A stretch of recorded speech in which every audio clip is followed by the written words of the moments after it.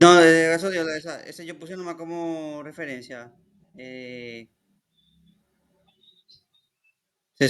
la cosa de desarrollar el contenido. Eh, Espera un ratito, ahora voy a entrar en la presentación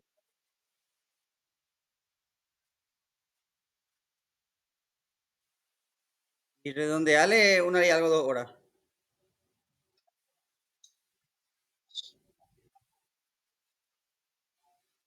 De hecho, justamente ahora estoy activando la grabación y tengo que subir al aula. Que alguien más quiere entrar.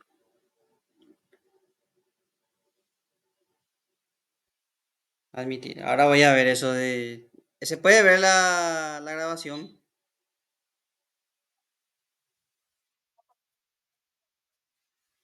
Genial.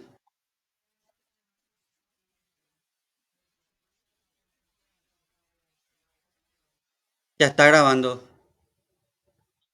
Ya, ya está grabando.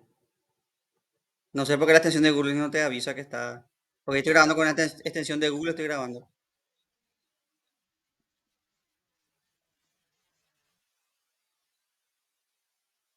¿Pueden ver la presentación? Genial, genial. Genial, bueno.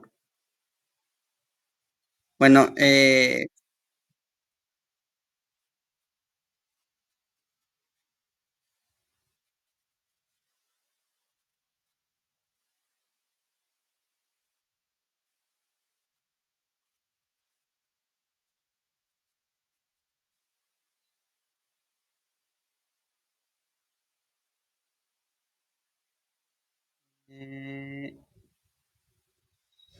ese era...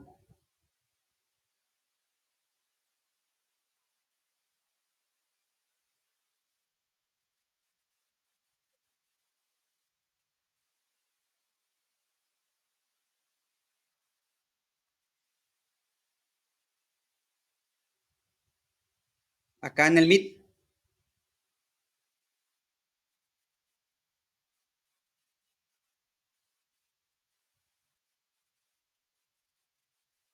Sí, acá está.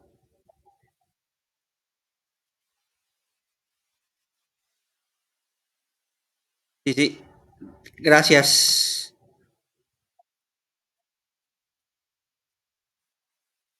Ahí está. Eh, el tema es que acá no le veo a ustedes, pero bueno, no importa.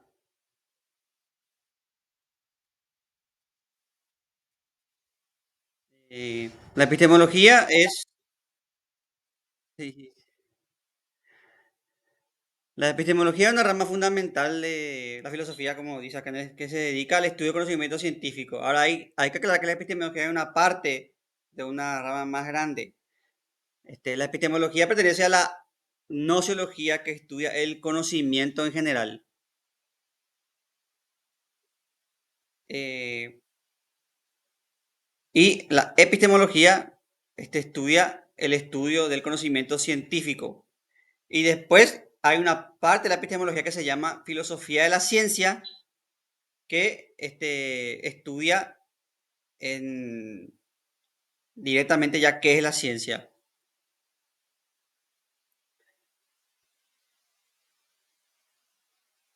Entonces, tenemos por un lado la nociología, que es qué es el conocimiento general, o sea, cómo yo puedo conocer una cosa. Tenemos la epistemología, que estudia el conocimiento científico, o sea, un tipo de conocimiento, vamos a ver los tipos de conocimiento, no se preocupen. Y después tenemos este, la filosofía de la ciencia, que directamente se carga de qué es la ciencia, qué no es la ciencia. Entonces, en esencia, ¿qué investiga la epistemología? En primer lugar, la naturaleza del conocimiento. ¿Qué es el conocimiento? ¿Cómo podemos justificar el conocimiento? O sea, ¿cómo yo sé que esto es un conocimiento? ¿Cómo sé que es un conocimiento? Lo diferencio, por ejemplo, de una creencia, por ejemplo, o cómo distingo un conocimiento justificado, válido, de una experiencia, por ejemplo. Porque como ustedes saben, una experiencia no es, si una experiencia es contribuye, por ejemplo, a un conocimiento personal, una experiencia no es un parámetro de conocimiento para aplicar en todo. Eh, y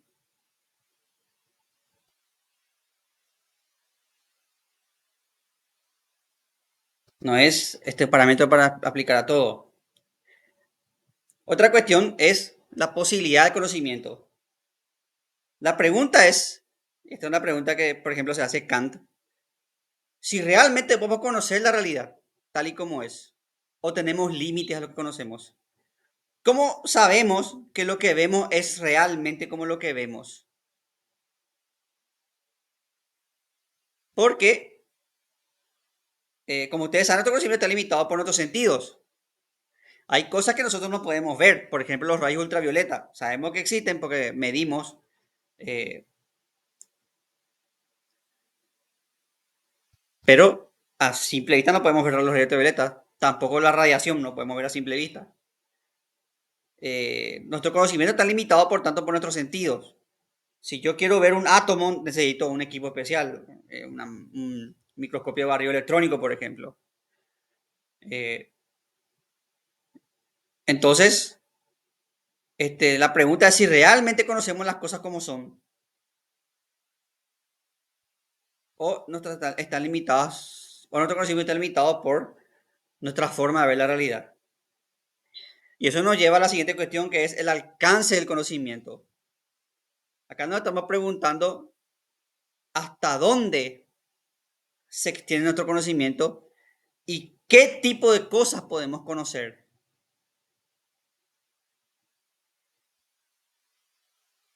Porque en la realidad hay conceptos y cosas que nosotros no podemos abarcar. Por ejemplo, volviendo acá otra vez, por ejemplo, la idea de Dios es algo que no podemos conocer. Porque la idea de Dios es por definición un ser infinito, todopoderoso. Entonces, esta es una idea que nosotros no podemos conocer. No podemos apreciarla porque Dios está fuera del fenómeno, está fuera de lo fenoménico, está fuera de lo que podemos observar, oír. Entonces, por tanto, no podemos conocer. Nosotros no podemos conocer conceptos, este, no podemos conocer conceptos, como, Dios, el hombre en sentido metafísico. ¿Qué es el hombre? Eh, Nosotros conocemos ejemplos de seres humanos, pero no conocemos, el hombre en abstracto, o sea, el hombre como concepto metafísico. Eh, el mismo concepto de universo escapa a nuestra comprensión porque es algo infinito, algo, entonces, no podemos conocer. Entonces la pregunta es, ¿cuál es el alcance de nuestro conocimiento? ¿Qué es lo que yo puedo conocer realmente? Y si hay cosas que yo no puedo, conocer.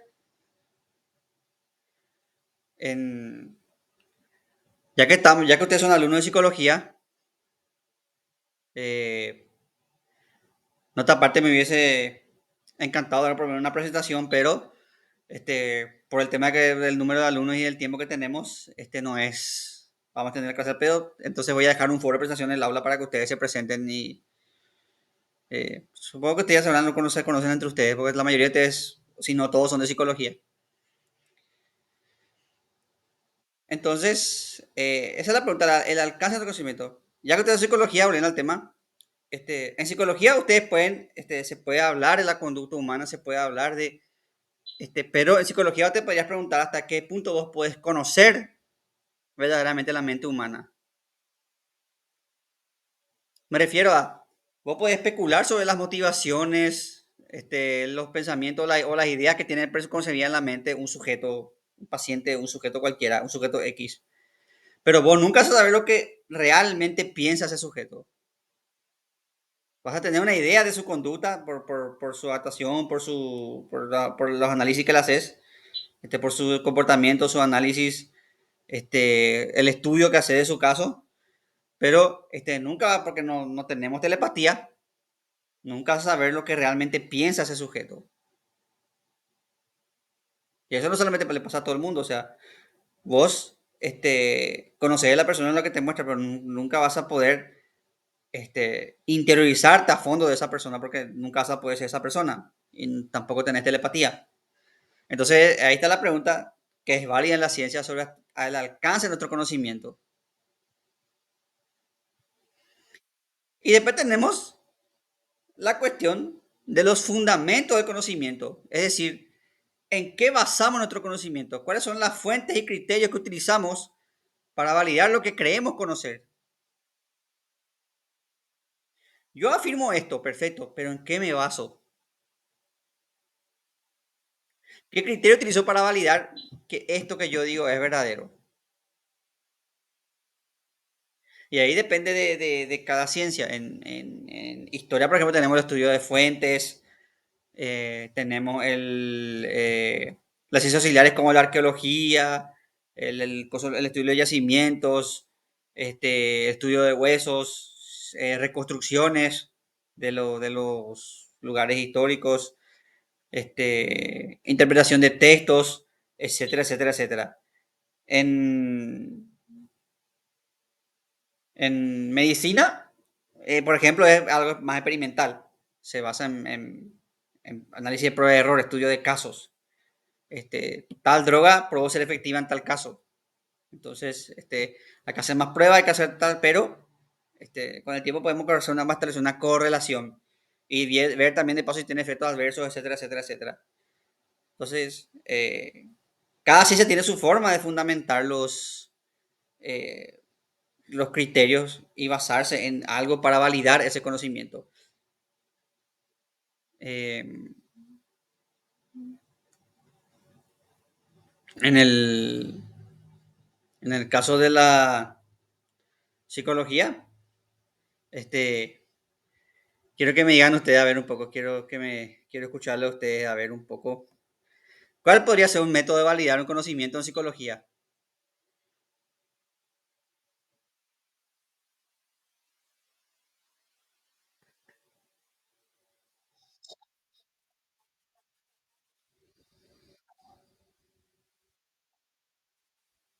Sí.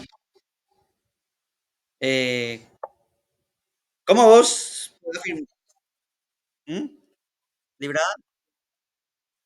Sí, pero en la práctica, sí, ¿cómo ustedes validan un conocimiento eh, vamos a ser más específicos. Yo tengo un paciente X y paciente X presenta, no sé, autismo. ¿Cómo yo valido ese estudio? ¿En qué me baso para decir este paciente tiene tal problema? Exacto. ¿Cuál es otro método para validar otros tipos de problemas en pacientes, por ejemplo?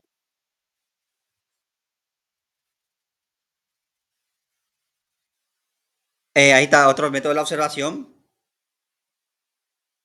Eh,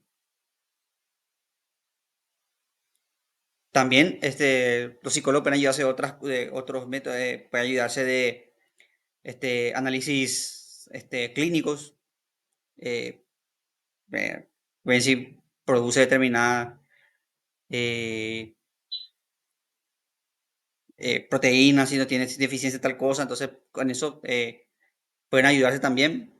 Este análisis genético también ayuda. No son determinantes para la psicología, pero sí son auxiliares para la psicología esos estudios. Entonces tenemos varias formas de validar un conocimiento en el área de la psicología. Eh, Ahí sería una forma fundamental que tus estudios se están basando tienen respaldo en algo, que no es que vos afirmar nomás por afirmar, este, sino que tus estudios están basados y fundamentados en algo que está establecido, que está estipulado, este, como ustedes saben, En medicina y en el caso de la psicología particular hay normas, hay reglamentos éticos, hay procedimientos, etcétera, etcétera, etcétera, ¿verdad?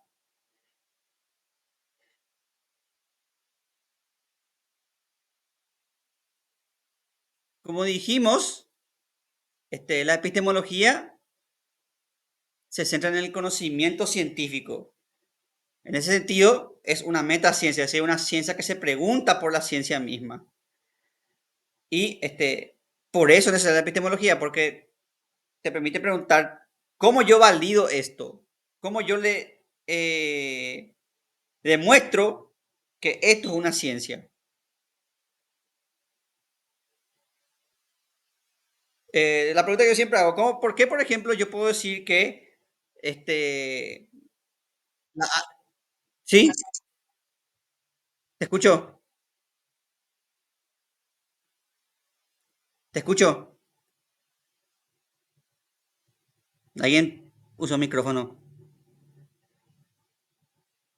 Bueno,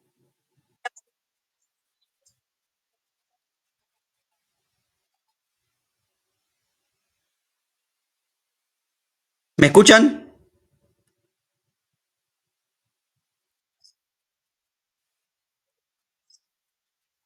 Creo que es tu señal. ¿Verdad? Perfecto.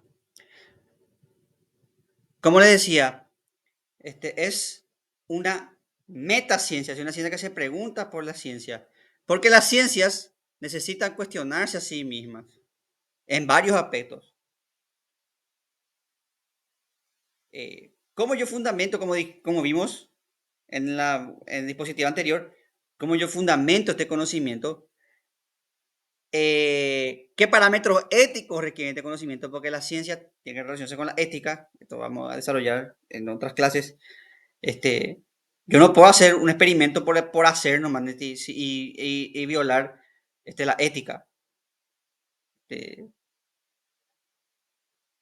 eh, sí,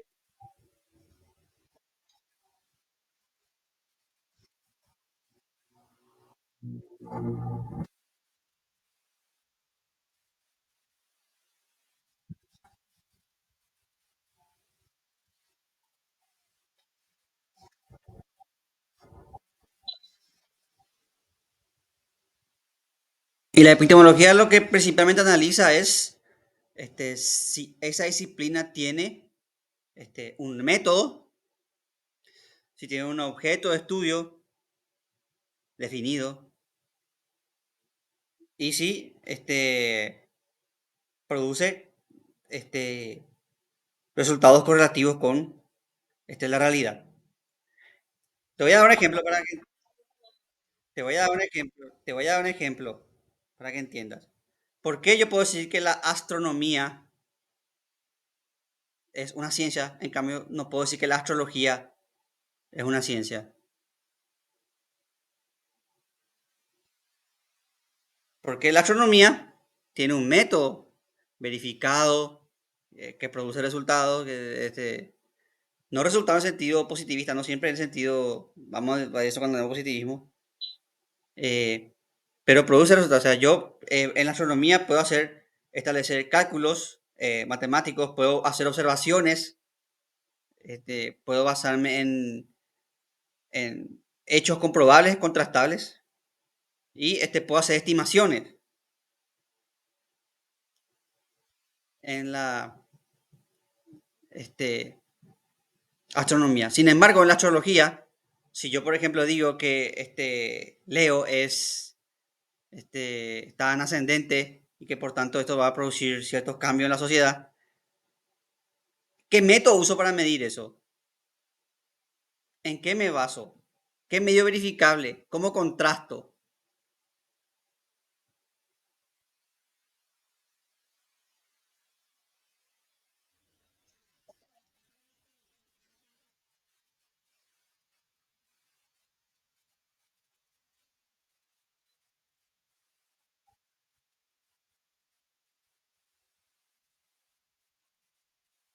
Y la epidemiología no se rige por método en el sentido de la psicología, porque la epistemología es una metaciencia. está más en el área de la filosofía.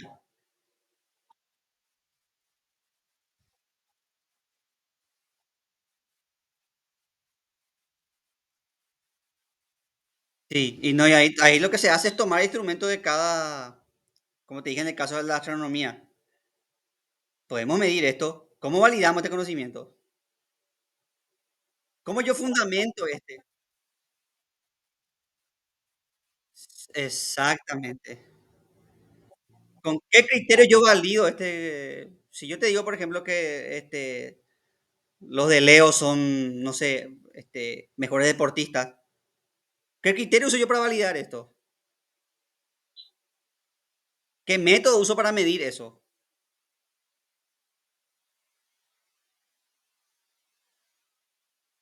Y ahí la epistemología entra y me pregunta.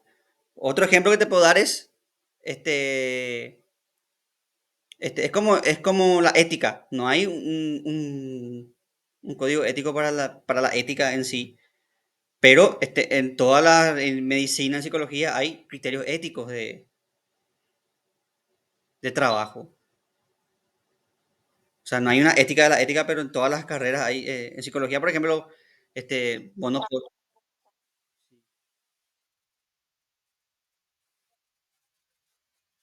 ¿Mm? No, no,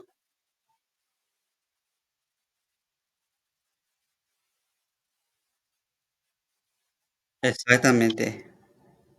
Por eso se habla de metaciencia, que está.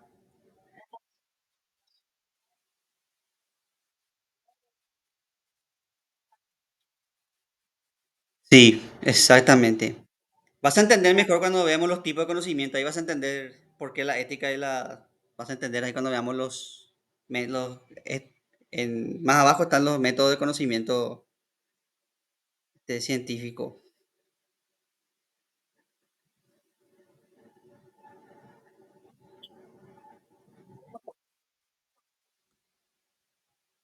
Ahora hablemos de para qué sirve. Porque siempre te preguntan para qué sirve. Esta es una sociedad muy utilitarista, muy, aparte es bueno, pero también es malo eso. Te pregunta, todo tiene que servir para algo, todo tiene que tener una función, si no, no vale la pena. Como que estás desperdiciando tu. eh, entonces, veamos un poco el para qué sirve. En la investigación científica, la epistemología sirve para clarificar y legitimar las prácticas científicas. Entonces, el investigador tiene que comprender, tiene que fundamentar este, teórica y metodológicamente su trabajo. Ustedes cuando hicieron su tesis, iban a hacer su tesina, iban a hacer su tesis o su trabajo final de grado, iban a hacer su tesis, a usted le pedían que fundamenten, ¿se acuerdan ustedes? Justifiquen la necesidad de esta investigación, la importancia, el instrumento que van a usar. ¿Se acuerdan ustedes de eso cuando están haciendo su tesis? Entonces, ¿por qué? Porque vos tenés que legitimar cuál es la importancia de tu estudio, por qué y qué instrumento vas a usar y cómo vas a trabajar esto. Y ahí, como ustedes saben, no es que vos nomás decís, yo puedo hacer con este método porque me salen de. No, vos tenés que fundamentar. Usamos este método por tal motivo y tiene que haber un comité, en el caso de la son un grupo de profesores que validan tu instrumento de investigación.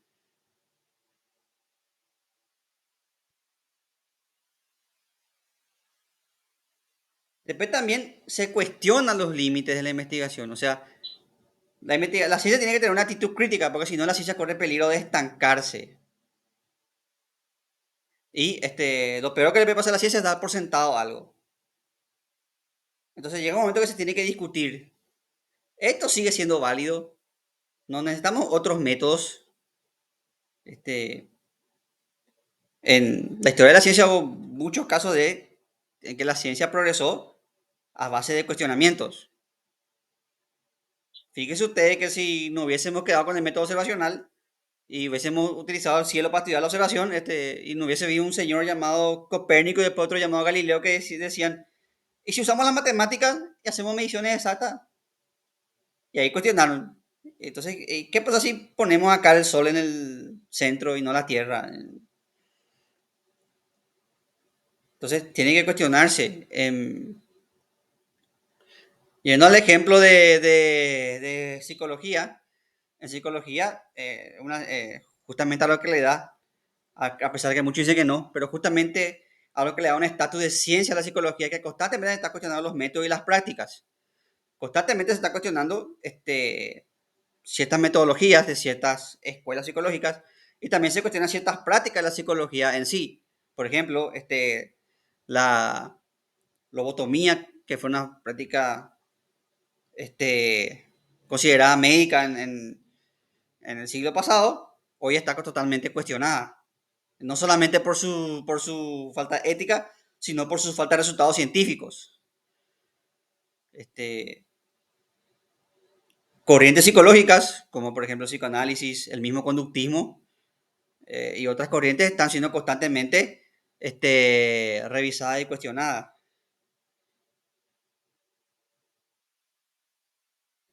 También la metodología sirve para poner en tela de juicio los métodos utilizados para distinguir el conocimiento de las supersticiones y creencias. Muchas veces, por más racional y por más académico que seamos, nosotros tenemos nuestras creencias y muchas veces nuestra propia mentalidad no nos permite escapar de nuestras creencias.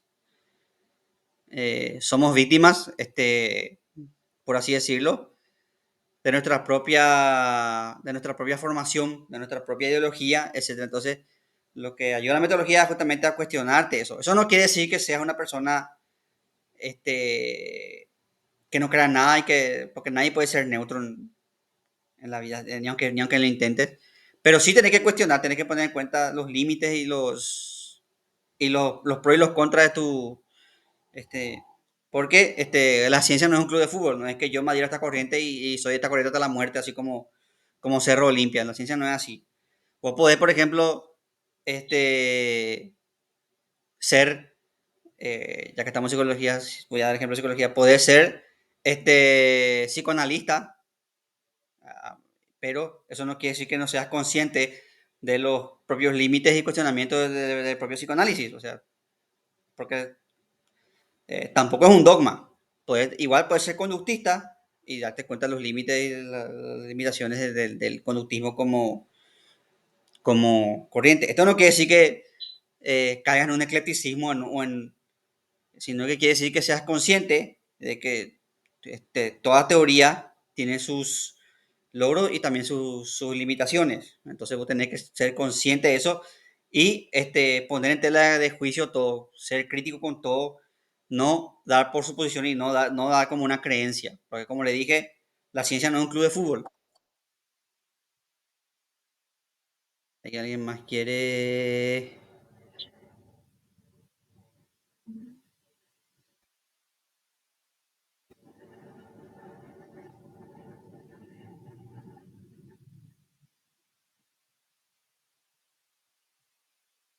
Ahí no, me salió bien para entrar, pero no, ahora no me aparece.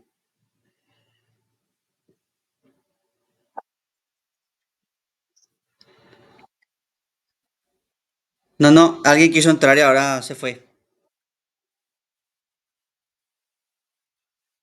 Eh,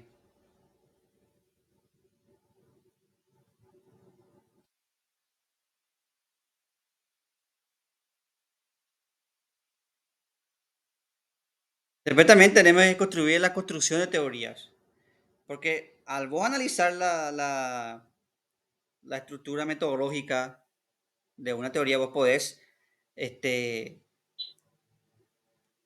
eh, corregir, cuestionar y dar a luz nuevas corrientes epistemológicas que dan a luz a nuevas teorías científicas. Y de hecho, así funciona la ciencia. La ciencia por ejemplo, Einstein cuestionó la física de Newton y dio lugar a una nueva física. Pasamos de la física newtoniana a la física relativista de Einstein. En psicología, por ejemplo, tenemos el caso de Freud, que hizo teoría de psicoanálisis, y Carl Jung, que este, hizo ciertas revisiones y correcciones a la teoría psicoanalítica de Freud, que de hecho muchas veces Freud no estaba de acuerdo con él, pero bueno, como le dije, la ciencia no es un club de fútbol. Y pasa en todas las disciplinas, en- incluso, como veo en el ejemplo de la física, incluso pasa en las ciencias duras. Entonces, el hecho de poder tener una visión de los métodos y las teorías nos permite hacer correcciones o construir con nuevas teorías y así. Esto nos permite que avance el conocimiento científico, porque si no nos quedaríamos siempre en el mismo lugar y no habría nueva producción científica. O habría producción científica dentro de marcos muy limitados sin salir de las teorías ya establecidas. Sería un conocimiento por autoridad.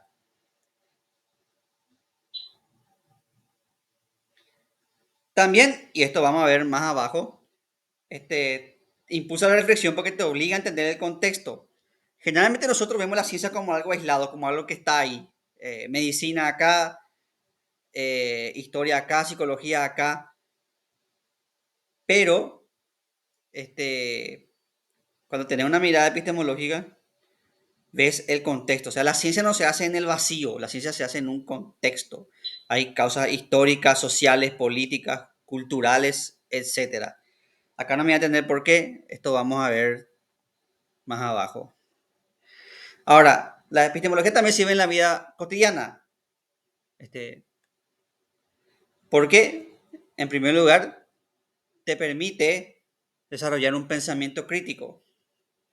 O sea, te capacita para analizar la información de manera más profunda y cuestionar las fuentes y discernir entre lo que es verídico y lo que no. Sobre todo en esta época es muy importante porque en esta época estamos en la época de la información, en donde tenemos más facilidad para aprender, pero también tenemos más facilidad para caer en, por ejemplo, fake news o información errónea o ver información sin revisar. Entonces la epistemología te permite, por ejemplo, ves un artículo y decís, bueno, ¿cuál es la fuente de este artículo? ¿Está avalado por alguna publicación seria? ¿Está avalado por otro estudio serio? ¿Qué bibliografía tiene este artículo? Y muchas veces pasa que se prioriza el espectáculo a la información. El famoso caso es que siempre le pasa a la NASA. ¿Cuántas veces ustedes no vieron el artículo eh, ¿Cuántas veces ustedes no vieron el artículo, por ejemplo, de la NASA encuentra vida extraterrestre? La NASA afirma la existencia extraterrestre. Internet está lleno de ese artículo. Fíjese ustedes, cada año, sin mentirle, cada año, 2 o 3 veces sale ese artículo de la NASA encuentra vida extraterrestre. Y si vos no discernís, vos vas mira, la NASA, ¿por qué lo dice Internet? Pero si vos sabéis discernir, vas a decir, ¿qué revista seria? ¿En qué publicación dijo la NASA? ¿Cuántos científicos de la NASA hablaron? Y aparte, no es porque diga la NASA. Eso tiene que ser corroborado, contrastado ustedes saben que la ciencia no funciona. Si no funciona que yo digo algo. Eh, en la medicina, por ejemplo, vimos esto con el tema del COVID, que hubo mucha fake news con respecto al COVID. De hecho, hubo una alumna que hizo una tesis justamente sobre el tema de la fake news y el COVID. Y se inventaban un montón de cosas del COVID. eh, y vos tenés que saber discernir por eso. Este, ¿Cuál es la fuente? Si era una publicación o revista seria. ¿Qué artículos avalan? ¿En qué estudios se basan? En, si hay réplicas de esos estudios.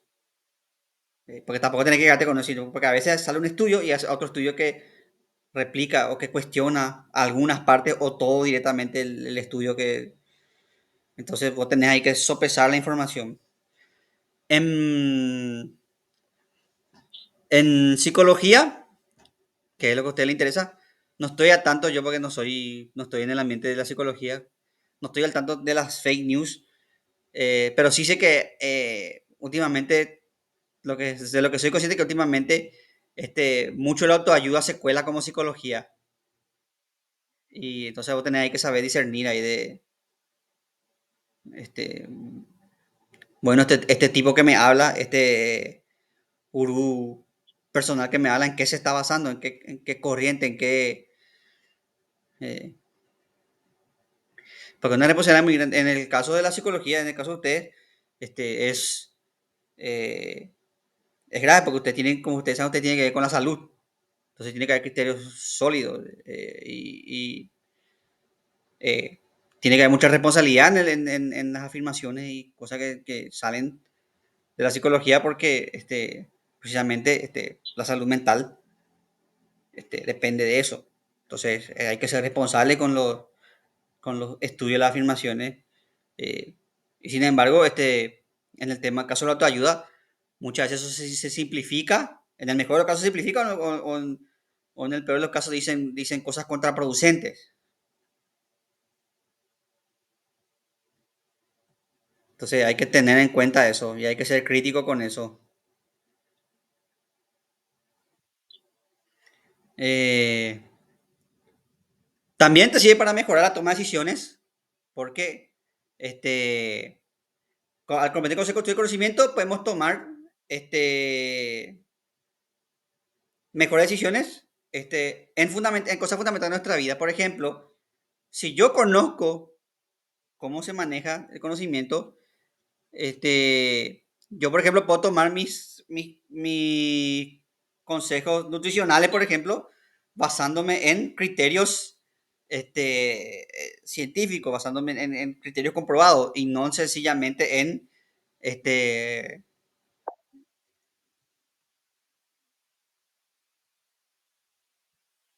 sí, Noelia, te escucho, Noelia.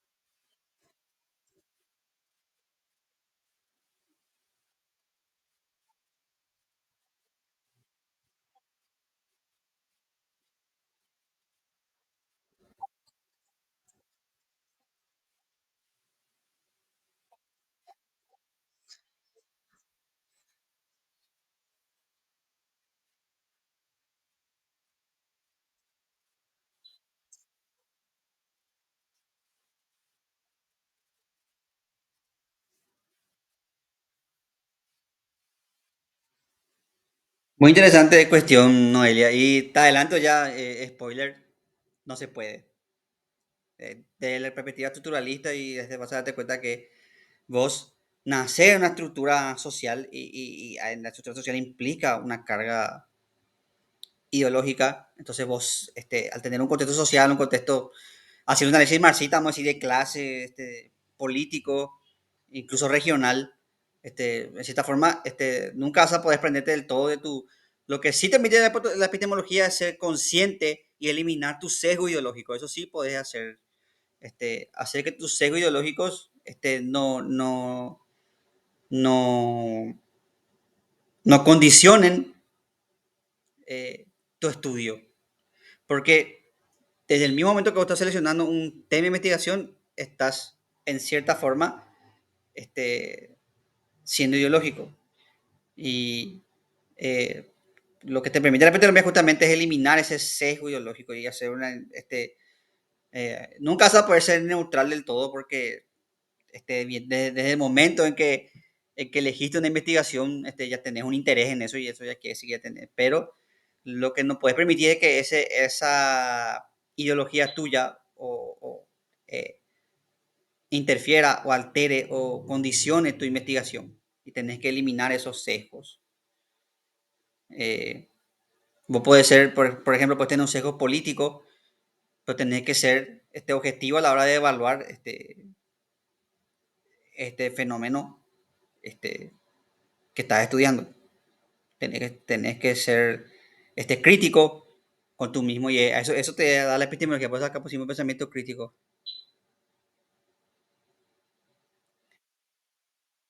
Sani, respondiendo a tu pregunta, yo tengo una extensión en Meet que me da la lista de todos los asistentes, así que no te voy a preocupar por eso.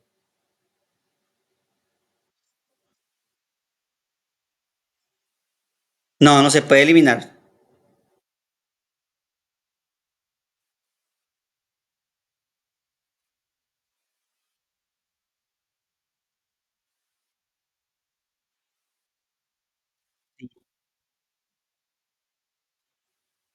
Ahí está, no puedes eliminar porque voy a tener esa información y ya tenés tu sesgo pro vida, vamos a decir. O sea, vos como persona estás en contra de que se elimine una vida humana y eso es respetable, estás en contra de que se elimine una vida humana, tenés, pensás en el derecho de todavía existir independientemente de cómo fue concebida, y pensás que tiene que derecho a potenciarse como persona, está bien, va con tu condición religiosa, lo que no puedes permitir es que esa condición religiosa este, permee en tu estudio. O sea, tenés que reconocer, por ejemplo, cuestionarte por qué la gente quiere el tema del aborto. Tenés que conocer que hay cosas estructurales como por ejemplo la pobreza, el caso de las violaciones. Esta semana nomás murió una nenita porque parió y no estaba en edad de parir. Entonces, vos, a pesar de que tu ser religioso, tenés que reconocer que hay esas problemáticas y que por eso la gente... Y eso no te va a hacer, no te va a convertir en un pro aborto, solamente te va a decir, mira, yo estoy en contra del aborto, pero reconozco esta y esta y esta problemática. Y si vos te quedas solamente con tu ser religioso y decís, no, la vida es vida y tenés que defender, eso va a condicionar tu estudio sobre ese caso, porque tu estudio no va a tener en cuenta esta realidad que pasa. No sé si se me estoy dando a entender bien. Este, no está mal que vos tengas tu postura, que defiendas la vida, que defiendas el derecho a asistir de las personas, que eso no está mal. Eh, Tampoco está mal que vos digas que se tiene que abortar, que sí o sí, que la mujer tiene que hacer su cuerpo. Lo que está mal es ignorar esas realidades. Eh, En el caso de la gente que la gente que quiere el aborto, también tiene que reconocer ciertas realidades. Por ejemplo, el tema de cómo evitar que eso se convierta en un negocio, el tema de cómo evitas, qué hacer con la gente que aborta, después se arrepiente de abortar. No son tantos los casos, pero hay casos, y son realidades que también tiene que tener en cuenta. Eh, y la discusión también del tema de la vida, obviamente. Entonces, son realidades que uno siempre vos tenés que tener nunca vas a desprenderte de tu ideología, pero tenés que también cuestionarte constantemente y tratar de comprender la otra perspectiva, así para tener un enfoque más holístico de lo que estás tratando.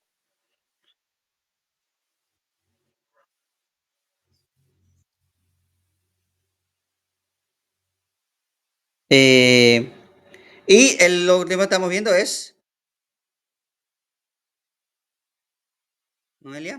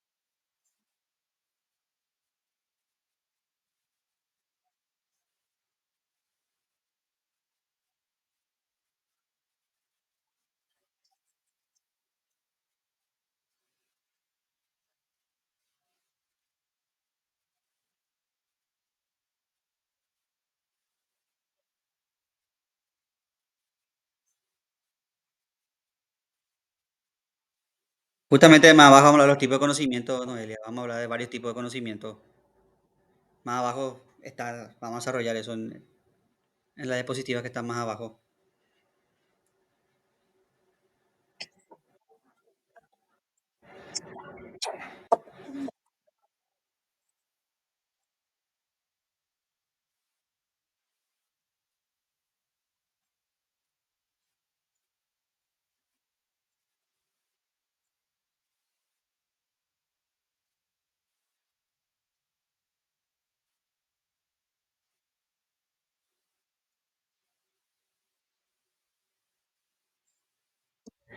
Como era el meme, no juzgamos, escuchamos. Escuchamos, no juzgamos. Así.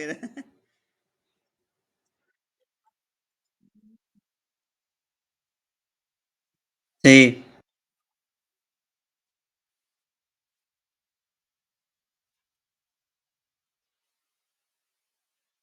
Este, exactamente. Otra cosa que permite en la vida cotidiana es fomentar la curiosidad intelectual. ¿A ustedes nunca les pasó? Seguramente sí, a todos nos pasa. Que leen a un autor y ese autor les lleva a otro problema o le hace ver otra perspectiva y ustedes quieren investigar más sobre eso, o les lleva a otro autor, ustedes quieren leerle a ese, o ven que ese autor le critica a otro autor y ustedes le quieren leer. ¿Nunca les pasó que eh, Aristóteles decía que el humano tiene por naturaleza el afán de conocer? Y nunca les pasó que cuando vos lees te lleva a otro conocimiento, te lleva a otro, eh, te lleva a otro autor o a otra problemática o a otro, entonces vos vas más. Por eso es importante la tecnología porque fomenta la curiosidad intelectual. Uno de los rasgos de las personas que es que justamente quieren más. Y es algo de nunca acabar porque siempre te va a llevar a otro y a otro. Entonces, por eso la epistemología es muy útil para fomentar la curiosidad intelectual.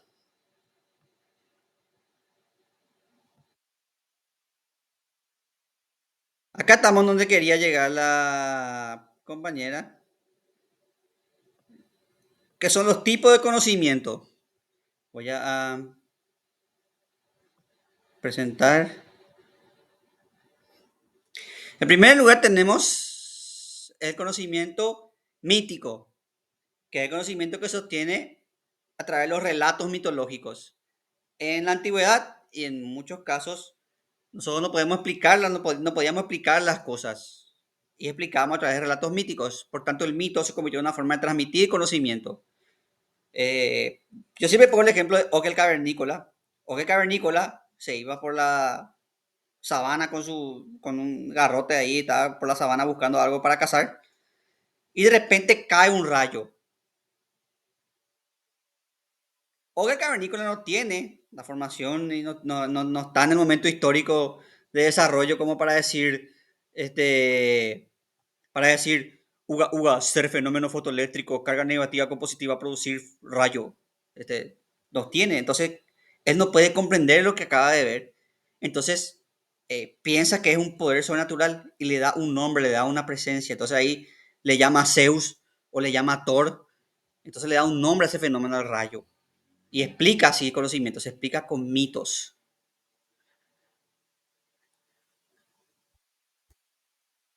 Ustedes pueden pensar que el conocimiento mítico es cosa de antes que no está ahora, pero lo cierto es que el conocimiento mítico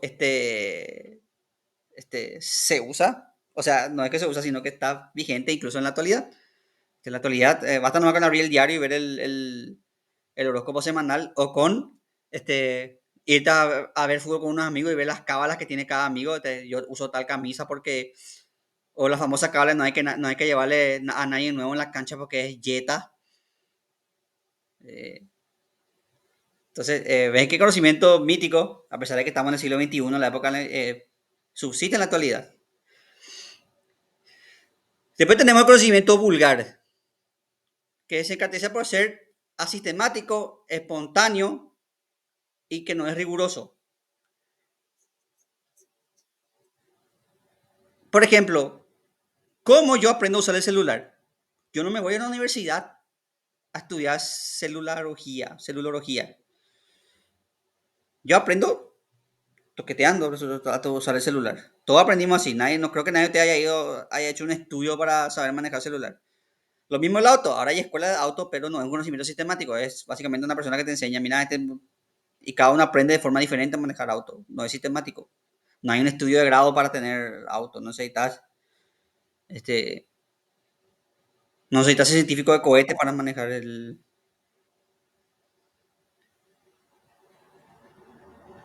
Ahí escuché un ruido. ¿Alguien quiere hablar?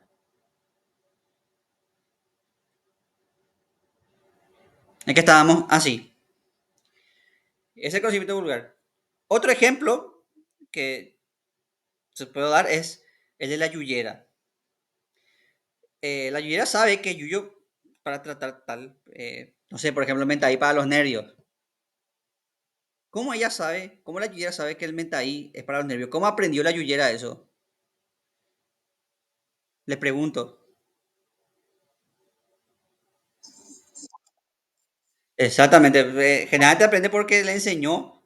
Generalmente en el tema de la yuyera era transmitido por las mujeres. Le enseñó la mamá, a la mamá le enseñó la abuela le enseñó, y así.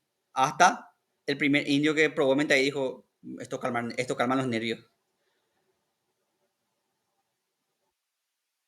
Se aprende son, vamos a decir, conocimientos ancestrales. Después tenemos el conocimiento,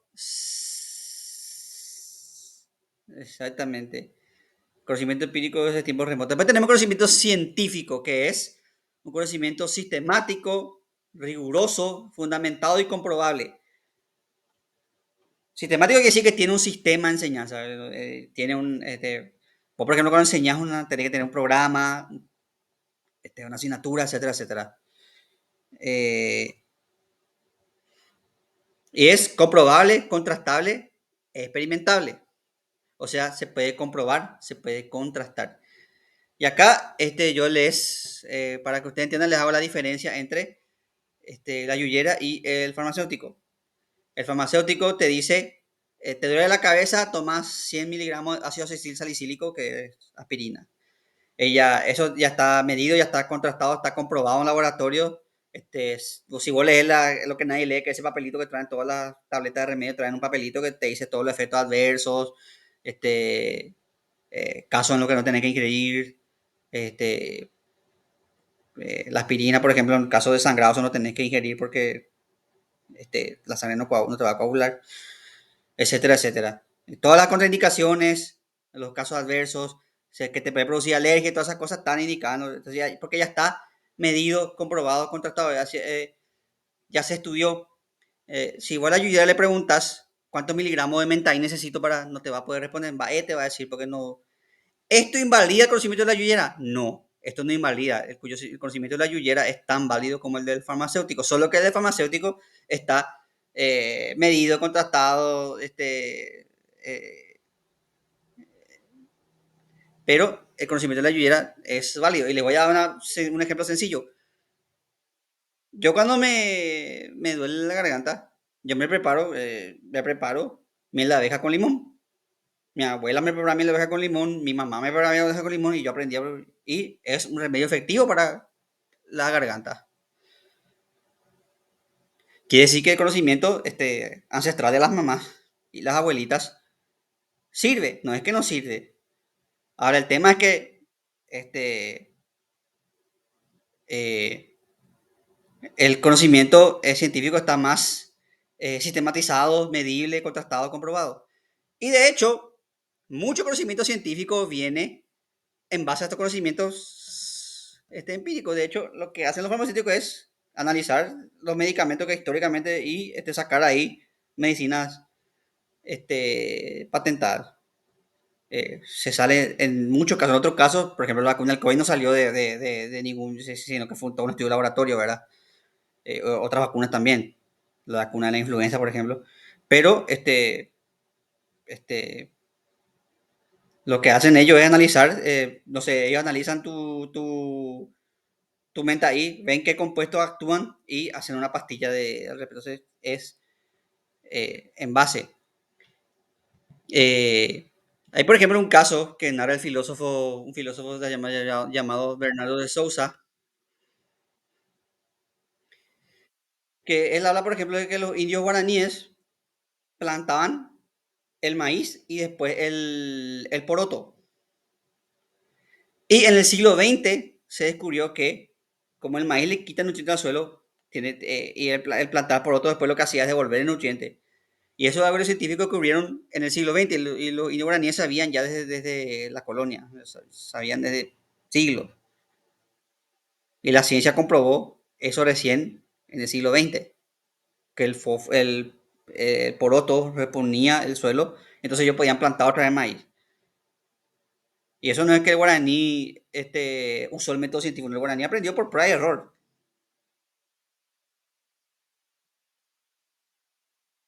El guaraní no tenía un estudio no es que analizaba el suelo y decía, suelo tiene bajo nivel de fósforo, vamos a no.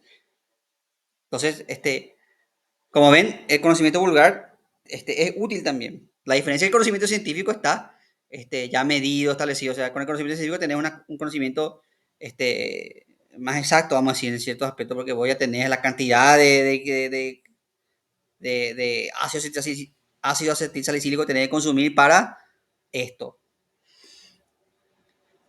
Pero el problema con el conocimiento científico es que este, tiene sus límites porque se queda en el fenómeno, se queda en lo que vos justamente puedes experimentar, cuantificar, eh, y entonces tiene que haber algo más. Y acá tenemos el conocimiento filosófico que va más allá del fenómeno, que quiere salir, que quiere llegar a la realidad última, conocimiento más holístico. Y acá está lo que el ejemplo que le di a la compañera, cuando ella me preguntaba en qué método se basa. Y justamente ahí está, porque ese es el límite que tiene el conocimiento científico, que tiene que ser el método verificable. En cambio, el conocimiento filosófico es holístico, porque vos tenés que analizar justamente esas reglas de juego. Así como el árbitro no puede entrar a jugar fútbol, el árbitro tiene que analizar si esta jugada es válida, si no es válida.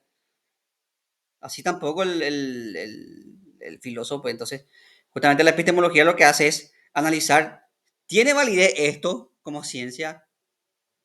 ¿En qué se basa esta disciplina para validar su conocimiento? ¿Produce resultados? Produce. Entonces va más allá del fenómeno. Voy a dar otro ejemplo para que se entienda esto. Si yo a usted le pregunto qué es el hombre, entendido como ser humano, no hombre como individuo, sexo masculino, hombre como del género homínido, homo, ser humano.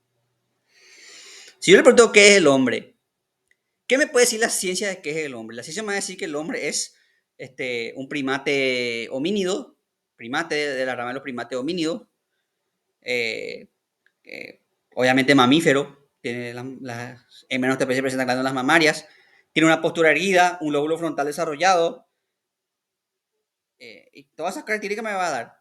Pero eso responde realmente a la pregunta de qué es el hombre. Pregunto, ¿eso responde a la pregunta de qué es el hombre? Si yo digo que el hombre es un... eh,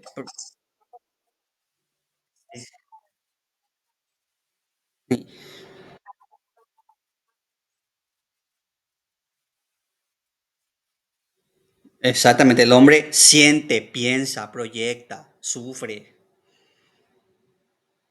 Entonces, tiene una dimensión más allá de meramente ser un bípedo implume, como decía Platón. Otro ejemplo de esto es, si yo le pregunto a usted qué es el amor, ¿qué me puede decir la ciencia de lo que es el amor?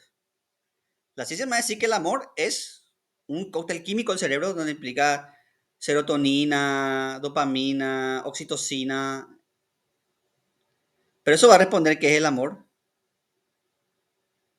Exactamente, es más compleja la respuesta. El amor es más que dopamina, oxitocina, es mucho más. Este, también no puede reducir el amor a solamente lo sexual. No puede decir, el amor es algo sexual que sirve para conservar la especie. No puede reducir a eso, a la dimensión biológica de lo que es el amor. O a su dimensión utilitaria, vamos a decir, porque es más que eso. Y finalmente tenemos la dimensión teológica. El problema de la filosofía es que se queda a la luz de la razón y hace falta analizar la luz de la fe. Hay cosas que no pueden analizar. Por ejemplo, hay un filósofo que se llama Miguel de Unamuno que decía A mí la filosofía me enseña que mi esencia no muere y que... Pero yo quiero más que eso, yo quiero ser salvo, decía una moneda. El tema de la fe. Muchas veces hay cosas que la filosofía de la razón no puede entender porque son cosas de fe. Eh,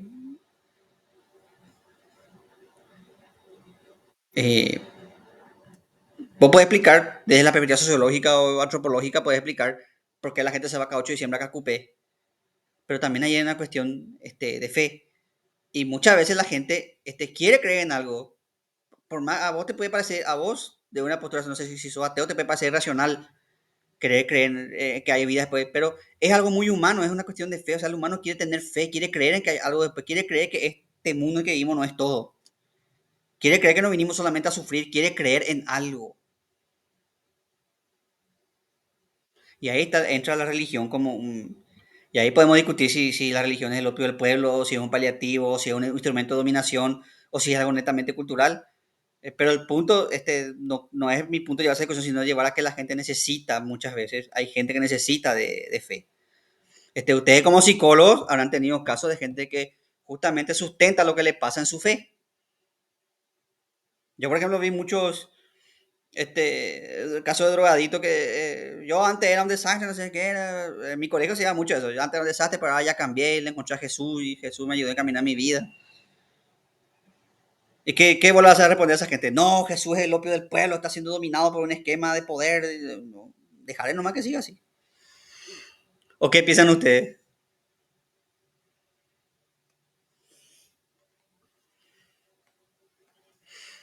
Entonces, ese es el contexto religioso.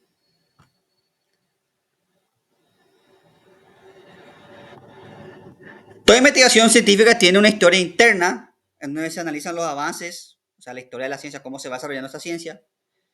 Por ejemplo, la historia de la psicología, la fundación del laboratorio de Wilhelm Wundt, la escuela conductista, el psicoanálisis, ta, ta, ta, ta. Pero también hay una historia externa, una historia del contexto. Hay la ciencia no se hace porque sí, sino que surge por algo, en un contexto. Por ejemplo, la carrera espacial tiene una historia interna, tiene la historia del desarrollo de los cohetes, el B-1 von Braun, pero también el contexto externo, la Guerra Fría, la pelea de dos superpotencias por tener el poder balístico y el poder cultural y el dominio cultural. Y entonces está el tema del espacio, la carrera espacial. Entonces hay un contexto político, social, que hace posible la ciencia en la carrera espacial. No es que el humano solamente por, ay, yo quiero probar el espacio porque quiero conocer, no, era un contexto político. Yo quiero mostrarte que tengo cohetes más grandes que los tuyos y que puedo atacarte a mayor velocidad y con mayor precisión que tus cohetes. Por eso está la carrera espacial. Y la carrera espacial trae un contexto cultural, trae un tipo de moda, trae nuevas tecnologías que se aplican a la sociedad. El plástico, el colino, muchísimas cosas trae la carrera espacial, un contexto cultural, influye en la moda, influye en la música. Entonces, la ciencia tiene su historia así, y el contexto que hace que es, porque toda ciencia, la ciencia se realiza en un contexto político, social, y ahí está, por eso volvemos al tema de que uno puede desprenderte de todo de tu, porque la ciencia misma está en ese con un contexto.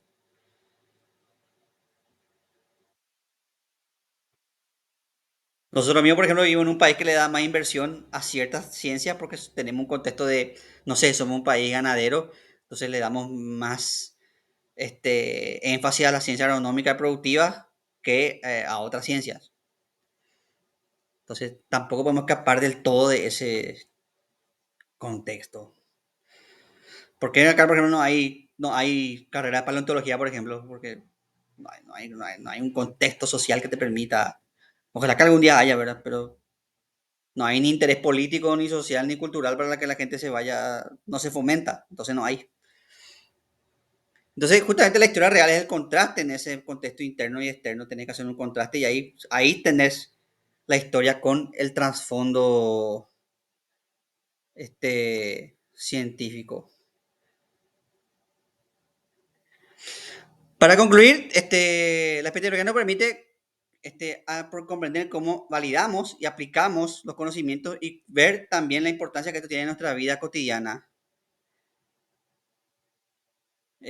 Podemos desarrollar pensamiento crítico y reconocer que el conocimiento científico no es el único tipo de conocimiento, que hay otro tipo de conocimiento y que el conocimiento científico, como todo, tiene sus ventajas, limitaciones, como vimos, con la filosofía tiene sus limitaciones, y que la ciencia es un conocimiento fiable y que de hecho es uno de los más precisos, por eso estamos en la época científica, en una época donde la ciencia, el conocimiento científico es básicamente, pero eso no quiere decir que sea el único método de conocimiento, como vimos.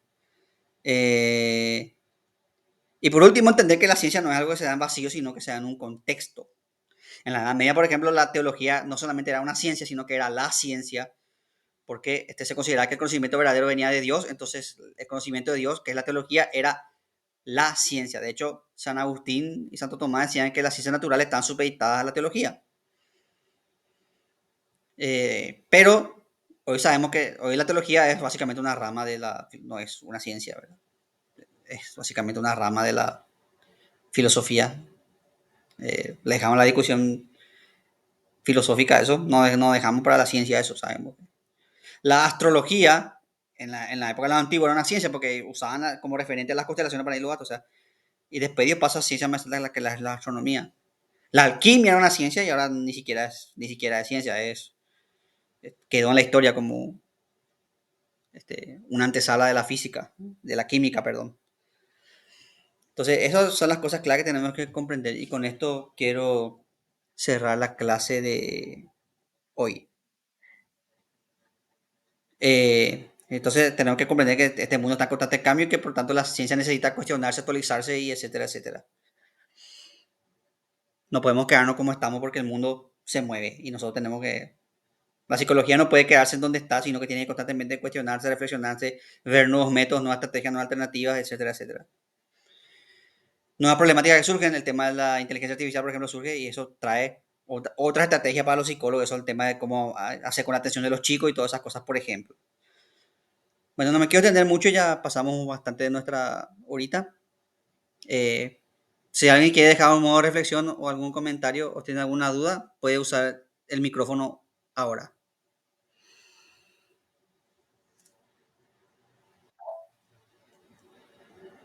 Janina, te escucho, Janina.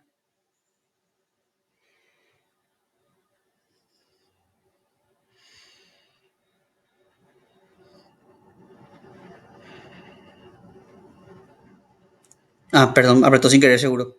Bueno, este fin de semana voy a estar subiendo los materiales al aula y voy a estar subiendo también, este, eh, si no hay nada más, podemos dar por finalizar la clase. Les deseo un excelente fin de semana. Nos vemos el próximo viernes. Estoy atento a cualquier cosa.